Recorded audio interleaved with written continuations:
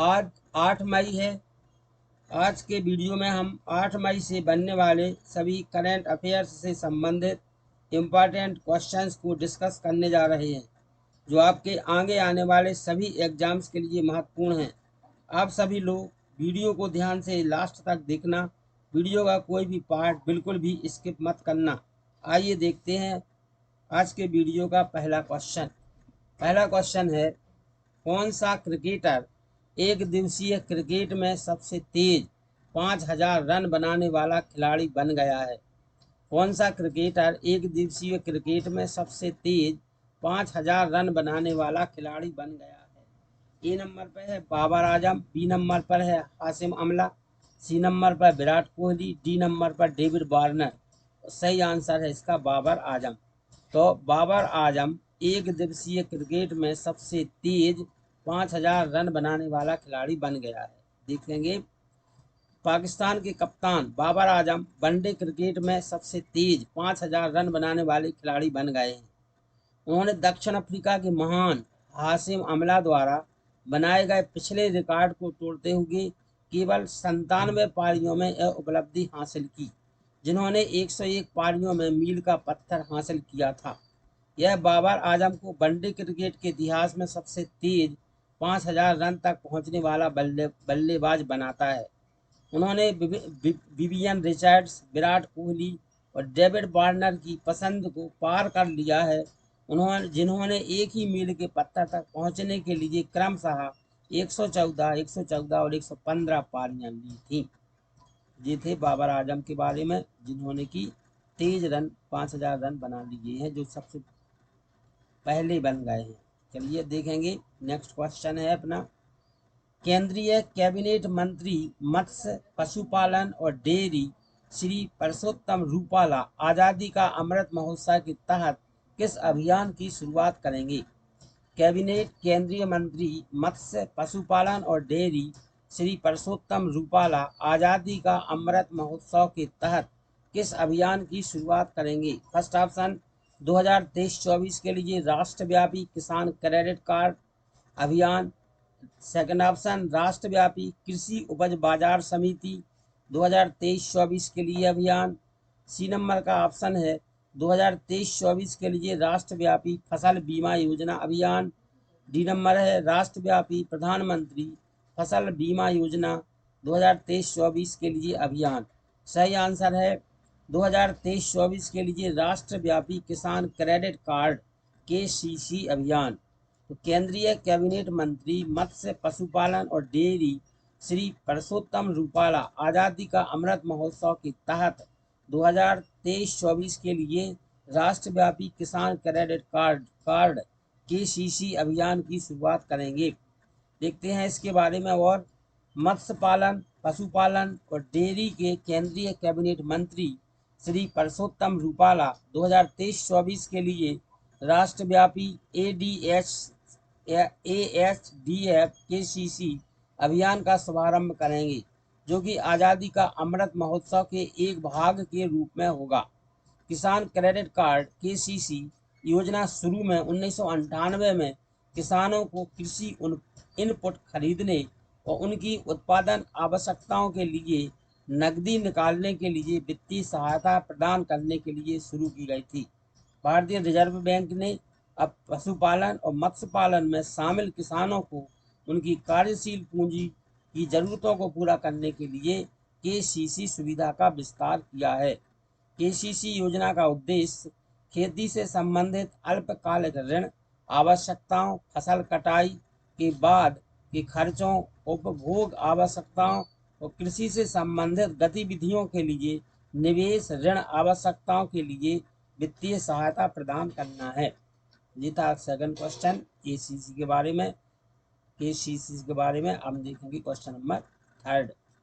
Dubai में UAE सरकार द्वारा शुरू की गई मशीन कैन सी 2023 शिखर सम्मेलन का उद्देश्य क्या है? दुबई में UAE सरकार द्वारा शुरू की गई मशीन कैन सी 2023 शिखर सम्मेलन का उद्देश्य क्या है? ए ऑप्शन है UAE में AI तकनीक की प्रगति पर चर्चा करने के लिए। सेकंड ऑप्शन है डिजिटल अर्थव्यवस्था और दूरस्थ कार्य अनुप्रयोगों को प्रदर्शन करने के लिए। सी नंबर पर है भविष्य में एआई के योगदान और अगली सिलिकॉन वैली बनाने में यूएई के दृष्टिकोण पर चर्चा करने के लिए दुनिया भर के विशेषज्ञों को एक साथ लाना। डी नंबर पर है मशीन्स कैन सी कंपनी द्वारा एक नया एआई संचालित उत्पाद लॉन्च करने के लिए। सही आंसर है इसका भविष्य में एआई के योगदान और अगली सिलिकॉन वैली बनाने में यूएई के दृष्टिकोण पर चर्चा करने के लिए दुनिया भर के विशेषज्ञों को एक साथ लाना। तो जो दुबई में यूएई सरकार द्वारा शुरू की गई मशीन कैन सी 2023 शिखर सम्मेलन है, उसका उद्देश्य है भविष्य में एआई के योगदान और अगली सिलिकॉन वैली बनाने में यूएई के दृष्टिकोण पर चर्चा करने के लिए दुनिया भर के विशेषज्ञों को एक साथ लाना है। देखते हैं और विस्तार से इसे। दुबई में यूएई सरकार द्वारा शुरू की गई मशीन कैन सी 2023 शिखर सम्मेलन का उद्देश्य भविष्य में एआई के योगदान और अगली सिलिकॉन वैली बनाने में यूएई के दृष्टिकोण पर चर्चा करने के लिए दुनिया भर के विशेषज्ञों को एक साथ लाना है। जबकि शिखर सम्मेलन में एआई के क्षेत्र में विभिन्न विशेषज्ञों द्वारा प्रस्तुतियां भी शामिल हैं। उनका मुख्य उद्देश्य एआई प्रौद्योगिकी की क्षमता और भविष्य को आकार देने में इसकी भूमिका पर चर्चा करना और तलाशना है। देखते हैं नेक्स्ट क्वेश्चन क्या है। किस ईरानी महिला पत्रकार ने जेल में प्रेस स्वतंत्रता प्रतिबद्धता के लिए संयुक्त राष्ट्र का शीर्ष पुरस्कार जीता है? किस ईरानी महिला पत्रकार ने जेल में प्रेस स्वतंत्रता प्रतिबद्धता के लिए संयुक्त राष्ट्र का शीर्ष पुरस्कार जीता है? नरगिस मोहम्मदी, इलाहे मोहम्मदी, नीलोफर हामिदी। बी ऑप्शन है इलाहे मोहम्मदी, नरगिस मोहम्मदी और महसा अमीनी। सी है नीलोफर हमीदी, महसा अमीनी और नरगिस मोहम्मदी। डी ऑप्शन है महसा अमीनी, नीलोफर हमीदी और इलाहे मोहम्मदी। सही आंसर है नरगिस मोहम्मदी, इलाहे मोहम्मदी और नीलोफर हामिदी। तो नरगिस मोहम्मदी, इलाहे मोहम्मदी और नीलोफर हामिदी इन महिला पत्रकारों ने जेल में प्रेस स्वतंत्रता प्रतिबद्धता के लिए संयुक्त राष्ट्र का शीर्ष पुरस्कार जीता है। और देख लेते हैं विस्तार से। प्रेस स्वतंत्रता प्रतिबद्धता के तहत संयुक्त राष्ट्र का शीर्ष पुरस्कार सच्चाई और जवाबदेही के लिए प्रतिबद्धता के लिए 3 ईरानी महिला पत्रकारों को मानवाधिकारों के हनन और सच्चाई और जवाबदेही के प्रति उनकी प्रतिबद्धता के लिए जेल में बंद किया गया है।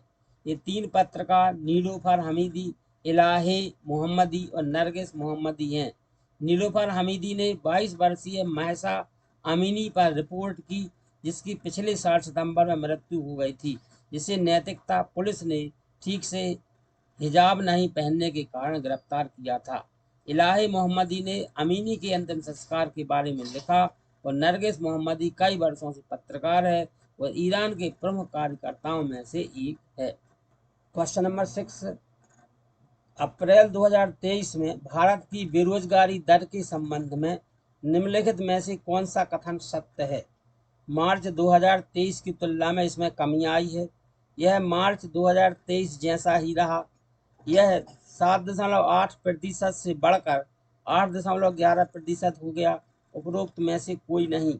सही आंसर है यह 7.8% से बढ़कर 8.11% हो गया। अप्रैल 2023 में भारत की बेरोजगारी दर के संबंध में यह कथन सत्य है कि यह 7.8% से बढ़कर 8.11% हो गया। एक्स का एक्सप्लेनेशन देखते हैं।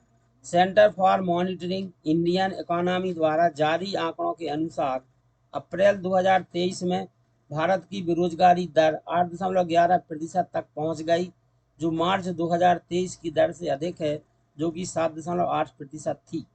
इसके अतिरिक्त शहरी बेरोजगारी दर मार्च में 8.51% से बढ़कर अप्रैल में 9.81% हो गई।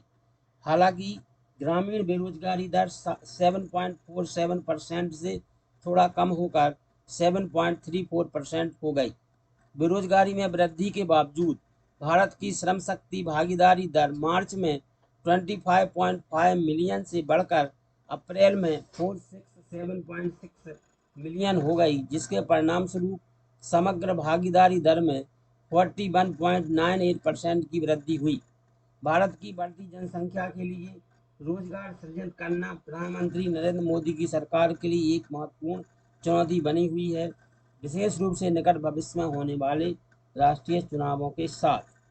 नेक्स्ट क्वेश्चन है, विश्व एथलेटिक्स दिवस कब मनाया जाता है? फर्स्ट ऑप्शन है 7 मई, सेकंड है 8 मई, थर्ड है 9 मई, फोर्थ है 10 मई। सही आंसर है 7 मई। विश्व एथलेटिक दिवस 7 मई को मनाया जाता है। क्वेश्चन इसका हम एक्सप्लेनेशन देख लेते हैं क्या है। इसका एक्सप्लेनेशन इस प्रकार से है, विश्व एथलेटिक्स दिवस का उद्देश्य स्कूल, कॉलेजों और अन्य संगठनों के छात्रों को खेल के संबंध में अवसर प्रदान करना है। विश्व एथलेटिक्स दिवस पर स्कूलों, कॉलेजों और विभिन्न अन्य संस्थाओं में दौड़, शॉट पुट जैसे कई एथलेटिक्स खेल आयोजित किए जाते हैं, जिसमें ताकत और सहन शक्ति की आवश्यकता होती है। हालांकि ग्रामीण बेरोजगारी दर 7.47% से थोड़ा कम होकर 7.34% हो गई। साल 1996 में विश्व एथलेटिक्स दिवस की शुरुआत तत्कालीन अंतर्राष्ट्रीय एमेच्योर एथलेटिक्स फेडरेशन अध्यक्ष प्रिमो नेबियोलो द्वारा की गई थी। चलिए क्वेश्चन है, नेक्स्ट है क्वेश्चन 8 है जी, पूर्व 100 मीटर विश्व चैंपियन धावक टोरी बोबी का 32 वर्ष की आयु में निधन हो गया। ये किस देश के खिलाड़ी थे? पूर्व 100 मीटर विश्व चैंपियन धावक टोरी बोबी का 32 वर्ष की आयु में निधन हो गया। 21 देश के खिलाड़ी थे। फर्स्ट ऑप्शन संयुक्त राज्य अमेरिका, सेकंड ऑप्शन रूस, थर्ड ऑप्शन चीन, फोर्थ ऑप्शन जापान। सही आंसर है संयुक्त राज्य अमेरिका। नेक्स्ट इसके बारे में देखते हैं एक्सप्लेनेशन। टोरी बोबी को 2017 में विश्व चैंपियन का ताज पहनाया गया था और उन्होंने 2016 में रियो खेलों में 3 ओलंपिक पदक जीते थे। बोबी रियो में 100 मीटर में जमैका की एलेन थॉम्पसन के बाद दूसरे स्थान पर रहीं और 1 साल बाद लंदन में विश्व चैंपियनशिप जीती। बोबी का जन्म 27 अगस्त 1990 को सैंड हिल, मिसिसिपी, संयुक्त राज्य अमेरिका में हुआ था। बोबी ने शुरू में लंबी कूद में अपना करियर बनाया, लेकिन बाद में स्प्रिंटिंग में बदल गया। बोबी का जन्म 27 अगस्त 1990 को सैंड हिल, मिसिसिपी, संयुक्त राज्य अमेरिका में हुआ था। नेक्स्ट क्वेश्चन 9, कौन सा राज्य भारत का पहला अंतर्राष्ट्रीय मल्टी मॉडल लॉजिस्टिक पार्क जोगी घोपा प्राप्त करने के लिए तैयार है? कौन सा राज्य भारत का पहला अंतर्राष्ट्रीय मल्टी मॉडल लॉजिस्टिक पार्क जोगी घोपा प्राप्त करने के लिए तैयार है? First option Maharashtra, second option Assam, third option Tamil Nadu, fourth option Punjab. सही आंसर है असम। तो असम वह राज्य है भारत का है जो असम वह राज्य है जो भारत का पहला अंतर्राष्ट्रीय मल्टी मॉडल लॉजिस्टिक पार्क जोगी घोपा प्राप्त करने के लिए तैयार है। एक्सप्लेनेशन देखते हैं। हाल ही में यह घोषणा की गई कि असम के जोगी घोपा में भारत का पहला अंतर्राष्ट्रीय मल्टी मॉडल लॉजिस्टिक पार्क स्थापित किया जाएगा। यह पार्क सड़क, रेल और जलमार्गों के बीच माल की निर्बाध आवाजाही की सुविधा प्रदान करेगा और राज्य की अर्थव्यवस्था को बढ़ावा देने में मदद करेगा। पार्क 317 एकड़ के क्षेत्र में फैला होगा और इसकी क्षमता प्रति वर्ष 4 लाख कंटेनरों की होगी। यह रसद क्षेत्र में एक महत्वपूर्ण विकास है और भारत को क्षेत्रीय व्यापार और कनेक्टिविटी का केंद्र बनने में मदद करेगा।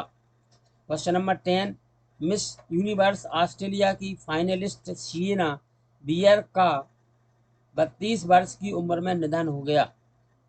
किस वर्ष की उम्र में निधन हुआ? पहला है 22 वर्ष, दूसरा है 23 वर्ष, चौथे नंबर पर है 24 वर्ष, चौथा ऑप्शन है 25 वर्ष। सही आंसर है 23 वर्ष।